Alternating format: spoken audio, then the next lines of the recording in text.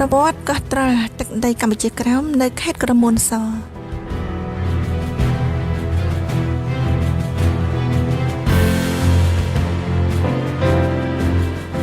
ប្រិមត្តជាទីមេត្រីកោះត្រល់បច្ចុប្បន្នគឺស្ថិតនៅក្នុងទឹកដីកម្ពុជាក្រោម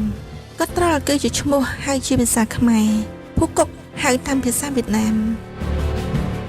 កោះត្រល់មានចម្ងាយ4គីឡូម៉ែត្រពីកោះសេះនិងប្រមាណ14គីឡូម៉ែត្រពីឆ្នេរសមុទ្រកែបកោះត្រល់នេះមានផ្ទៃក្រឡា574គីឡូម៉ែត្រក្រឡាមានទំហំជិតប៉ុនប្រទេសសិង្ហបុរីតាមប្រភព Wikipedia នៅលើកោះត្រល់មានប្រជាជនប្រមាណ500,000 នាក់ក្នុងនោះមានប្រជាជនខ្មែរប្រហែលជា200គ្រួសារនៅលើកោះត្រល់សម្បូរទៅដោយសម្បត្តិធម្មជាតិជាច្រើនអនេករាប់មិនអស់មានភ្នំមានព្រៃត្រូពិចក្រាស់មានផ្លូវឡើងភ្នំនិងសត្វព្រៃជាច្រើនប្រភេទ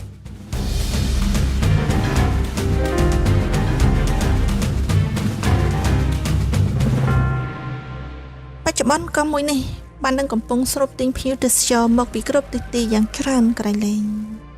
កោះត្រល់សប្តាហ៍ថ្ងៃមានឆ្នេរសមុទ្រសរុបប្រហែលជា100គីឡូម៉ែត្រមានឆ្នេរស្អាតៗជាច្រើនមានហេដ្ឋារចនាសម្ព័ន្ធដូចជាស្ពានថ្នល់អាកាសយានដ្ឋានរមណីយដ្ឋានសន្តាគារផ្ទះសំណាក់ទីផ្សារផ្សាររាត្រីលក់គ្រឿងសមុទ្រស្រស់ៗនិងវត្ថុអនុស្សាវរីយ៍នៅក្នុងតំបន់ដែរចា៎ក្រោយជ្រាបដឹងអំពីស្ថានភាពកោះត្រល់បច្ចុប្បន្នហើយតើប្រិយមិត្តទាំងអស់គ្នាចង់ជ្រាបទេថាតើកោះត្រល់មានប្រវត្តិរឿងរ៉ាវយ៉ាងណាខ្លះចាតទៅនេះនេះខ្ញុំសូមតំណាលរឿងតេតឹងនឹងកោះត្រល់នេះដូចតទៅ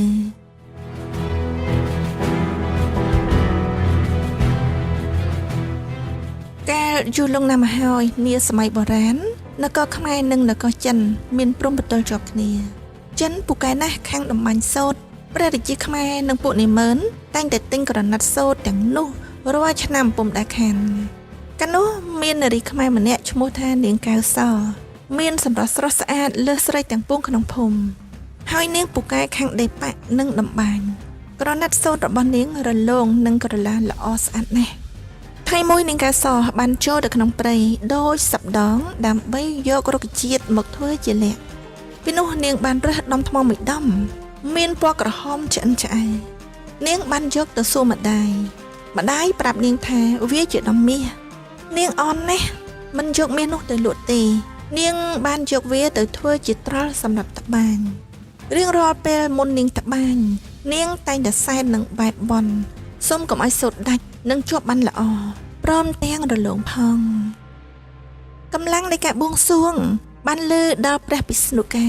ដែលជាអាទិទេពនៃសិល្បៈទ្រង់ក៏ប្រទានឲ្យពរដល់នាងតាមការប្រាថ្នា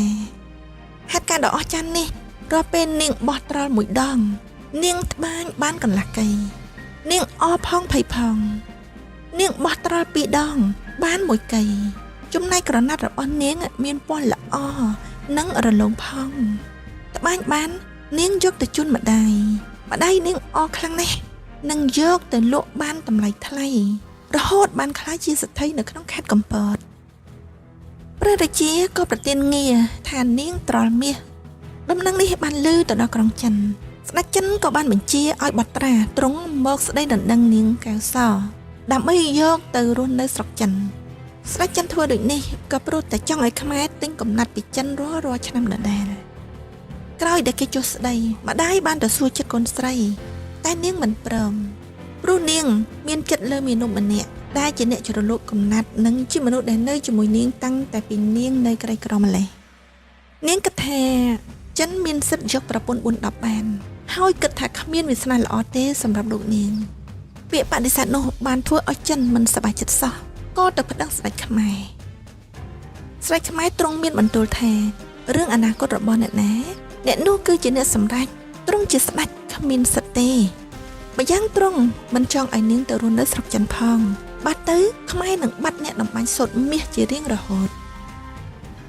ក្រោយមករាជបុត្រចិនអង្គនោះក៏បានចុះមករកនាងដោយខ្លួនឯងនៅស្រុកខ្មែរមកដល់ឃើញនាងមានសម្បុរសស្អាតខុសពីនារីខ្មែរដទៃទៀតក៏កាន់តែមានចិត្តស្រឡាញ់នាងទ្វេដងឡើងខណៈនោះទ្រង់ក៏បានបញ្ជាឲ្យគេទៅចាប់យកនាងនិងត្រល់ទៅស្រុកចិនដោយដឹងពីល្បិចកខ្វក់នោះ នាងក៏បានរៀបការជាមួយនឹងចៅមាណពដែលរៀបប្រទានដោយព្រះរាជាខ្មែរទង្វើនេះកាន់តែធ្វើឲ្យចិនមានកំហឹងកាន់តែខ្លាំងឡើងក៏បានប្រាជ្ញចៅសមុទ្រមកលួចត្រមាសនិងចាប់យកនាងត្រមាសទៅភាពអសន្តិសុខនៅក្នុងគ្រួសាររបស់នាងក៏កើតមានឡើងនាងនិងប្តីក៏សុំលាម្ដាយទៅរស់នៅឆ្ងាយពីគេដើម្បីគេចចេញពីចៅទាំងនោះដោយរស់នៅធ្វើខ្ទឹមកណ្ដាលព្រៃពេលនាងត្បាញបាននាងឲ្យអ្នកបម្រើយកទៅឲ្យម្ដាយសម្រាប់យកទៅថ្វាយស្ដេចខ្មែរនិងលក់ដូរចៅចិនទាំងនោះខំព្យាយាមតាមរកនាងនិងប្តីគ្រប់ទីកន្លែងតែមិនបានឃើញសោះក្រោយមកចិនក៏បានប្រើឧបាយកលមួយដោយយកល្ខោនចិនមកសម្ដែងនៅក្នុងស្រុកខ្មែរអ្នកបម្រើការដែលឆ្លងកាត់វងល្ខោន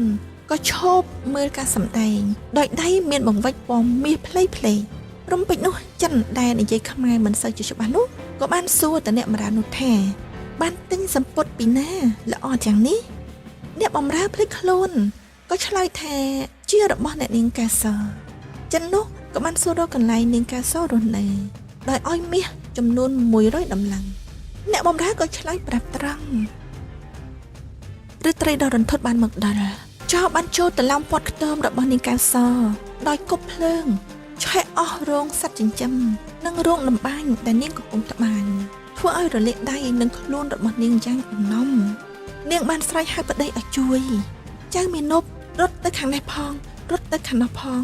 រត់យកប្រពន្ធពីក្នុងរោងផងនិងរត់ទៅដោះលែងសត្វចិញ្ចឹមពីក្រោលឲ្យរត់ចេញពីភ្លើងផងសម្រាប់ស្រែកអង្កងនិងសម្លេងស្រែកយំពេញតែព្រៃ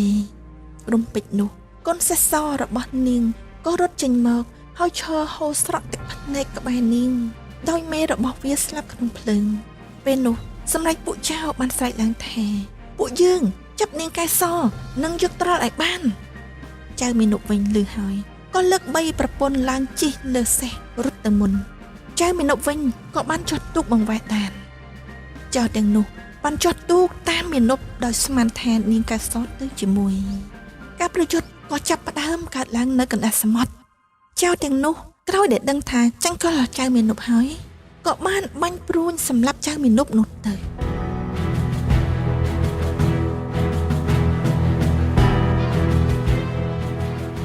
លុះព្រឹកឡើងចៅទឹកបាត់អស់នាងកែសបានរត់ទៅមាត់សមុទ្រជាមួយនឹងកូនសេះរកមើលចៅមាណពជាប្តីតែរកមិនឃើញសោះសល់តែបំលែកទូកនិងប្រអប់ឈើមួយដែលអណ្ដែតជាប់មាត់ឆ្នេរនាងបាត់បើកឡើងឃើញត្រល់ដំបាញ់របស់នាងក៏ស្រែកយំយ៉ាងខ្លាំងហើយនាងក៏បួងសួងថាបើមានចិត្តមុខមែនសូមឲ្យនាងជួបចៅមាណពជាប្តីទៀតនិងជាអ្នកដំបាញព្រមទាំងត្រល់មាសនេះនៅជាមួយនាងជារៀងរហូតនិងនៅជាមួយខ្មែរជារៀងរហូតកុំឲ្យបាត់ទៅណាឡើយបួងសួងរួចហើយនាងក៏គប់ត្រល់មាសនោះចូលទៅក្នុងសមុទ្ររួចនាងក៏ស្លាប់ទៅដោយកម្លាំងបួងសួងត្រល់មាសនោះក៏បានคล้ายទៅជាកោះធំមួយរាងដូចត្រល់គឺកោះត្រល់មកដល់សប្តាហ៍ថ្ងៃដោយសេចក្តីគោរពដល់នាងព្រះរាជាក្រោយទ្រង់ក៏បានសាងរូបនាងឡើងនិងកូនសេះសសម្រាប់រំលឹកនៅសេចក្តីស្មោះត្រង់របស់នាងចំពោះស្វាមីនិងមាតុភូមិចា៎រឿងដំណើរតទៅនឹងកោះត្រល់ស្អីអំពីនាងកែវសជាជាងលំបាញ់នៅខេត្តកំពតតាមដំណើររឿងនេះទីនេះគឺនាងខ្ញុំដកស្រង់ចេញពីគេហទំព័រយុនបូរ៉េត